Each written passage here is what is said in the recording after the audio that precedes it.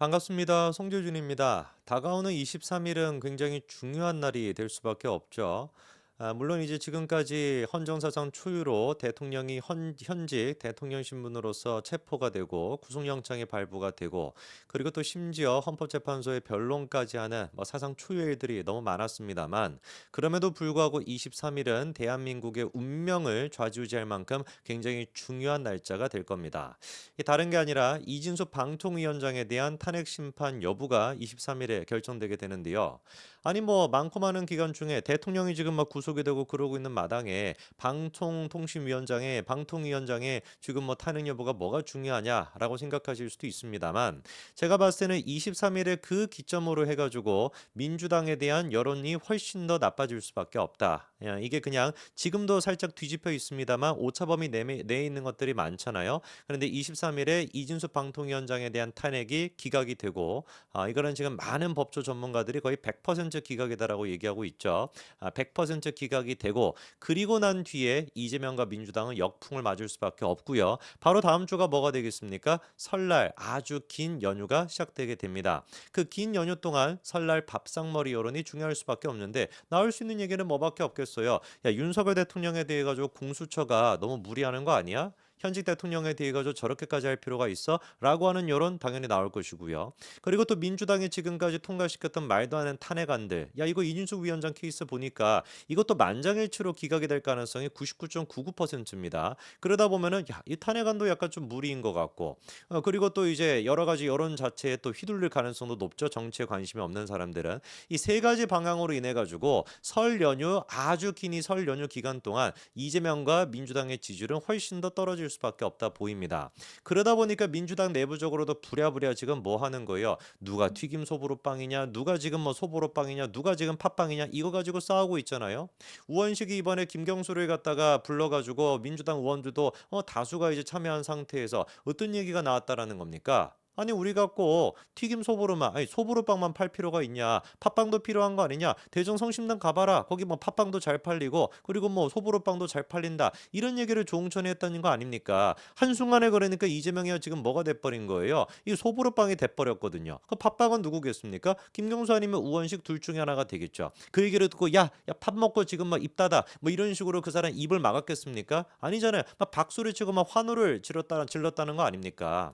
이재명의 지금 제일 큰 위기는 사실 지금 시작이 되고 있는 겁니다. 이재명 입장에서는 계엄이 선포가 됐을 때 신났겠죠. 그러니까 한 손으로 핸드폰 잡고 한 손으로 담 뛰어넘는 그런 진짜 희귀한 모습까지도 보여줬던 거 아니겠어요? 그러나 오히려 지금 이 순간이 이재명의 가장 한계를 보여주는 지점이 될 수밖에 없다. 민주당 입장에서는 대통령이 탄핵이 되고 구속까지 된 마당에 지지율이 오르지 않는다. 책임을 누구한테 돌릴 수밖에 없습니까? 이재명이 문제 아니야? 이렇게 될 수밖에 없습니다.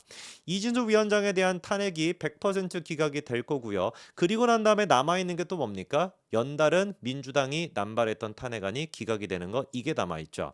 일단 첫 번째로 최재 감사원장의 케이스 같은 경우는 헌법재판소에서 이미 국회 측을 상대로, 그러니까 민주당 측을 상대로 해가지고 꾸짖었습니다. 첫 번째 변론 기일 당시에도 헌재가 했던 얘기가 뭐였어요? 아니 이게 도대체가 탄핵을 시켜달라고 하는데 탄핵 사유가 뭔지 구체적이지가 않다. 뭔 말이겠습니까? 엉터리로 탄핵안을 써왔다라는 거죠. 그래서 2차 지금 이제 변론 기일이 또 열렸을 때 그때 당시 나왔던 얘기도 뭐였어요? 아니 우리가 1차에서 지적을 했는데 2차도 여전히 구체적이지 않은데요?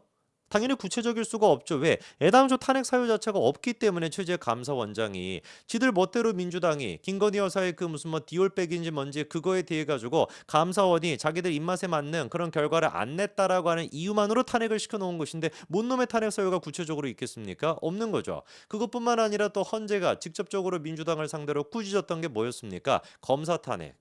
서울중앙지검 이창수 지검장부터 시작해가지고 검사 3명, 총 4명을 갖다가 탄핵을 시켜놨습니다. 이 사람들 탄핵시켰던 이유가 뭐예요? 이재명 수사한다고. 이거 말고 있습니까? 그러다 보니까 이 문제에 대해서도 헌재가 했던 얘기가 뭐야? 아예 각하라고 하는 표현까지도 썼습니다. 이런 식으로 자꾸 탄핵시키면 각하시킬 수도 있다라고 경고성 멘트까지도 날렸거든요. 그럼 보십시오. 이진수 방통위원장 같은 경우도 사실 말이 안 되는 거였습니다. 그래서 문영배 재판관조차도 이 지금 최후 변론뿐만 아니라 몇 번에 걸쳐가지고 정청래를 꾸짖었잖아요.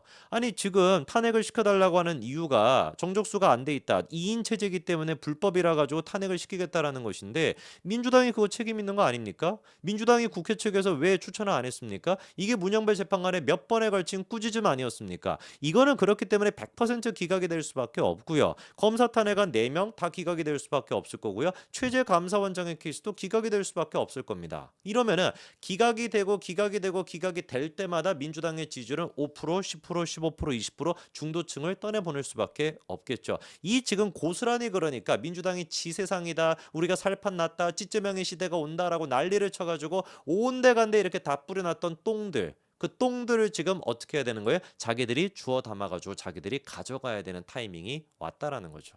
여기서 우리가 또 주목해야 되는 게 한덕수 권한대행의 운명입니다.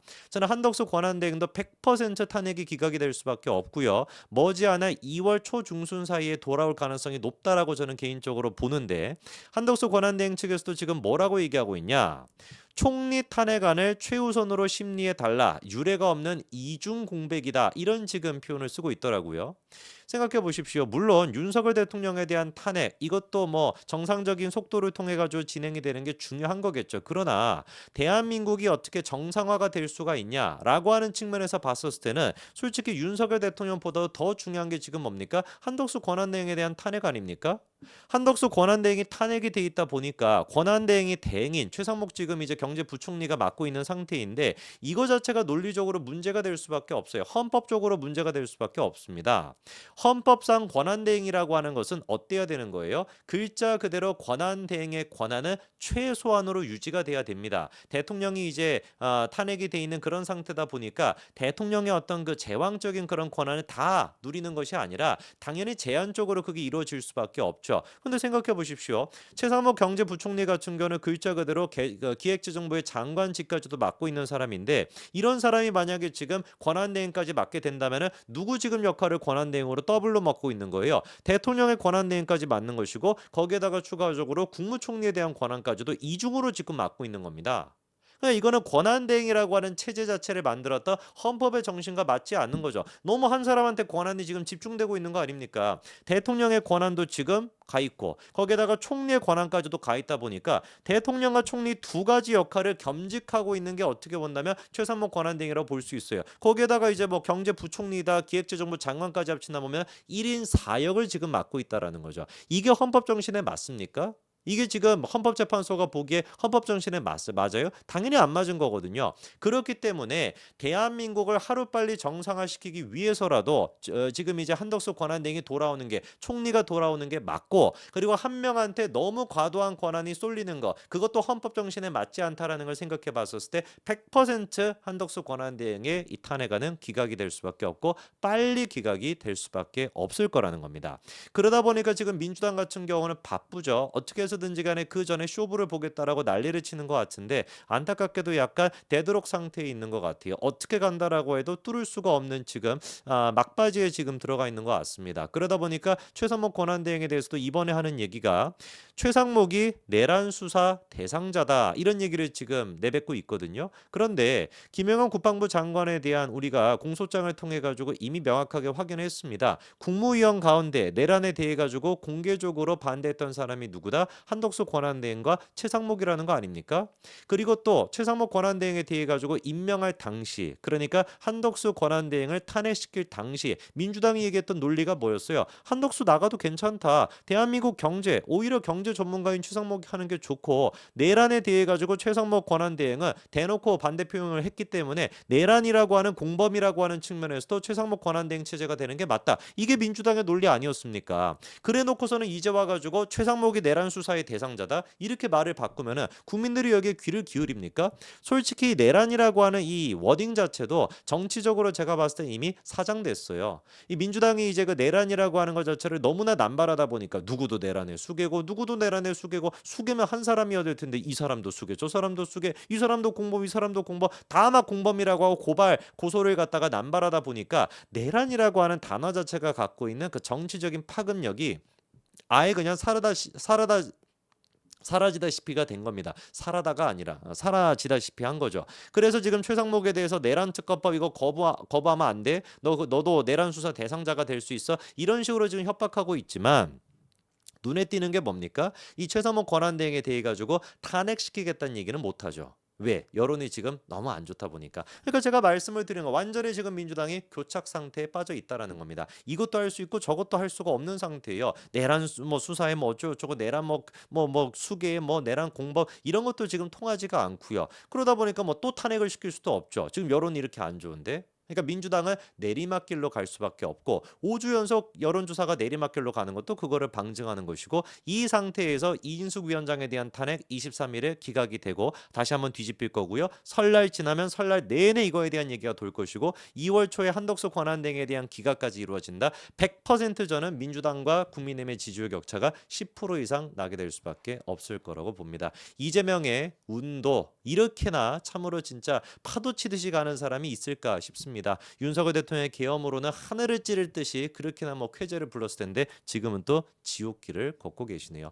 여기까지 말씀드리겠습니다. 감사합니다.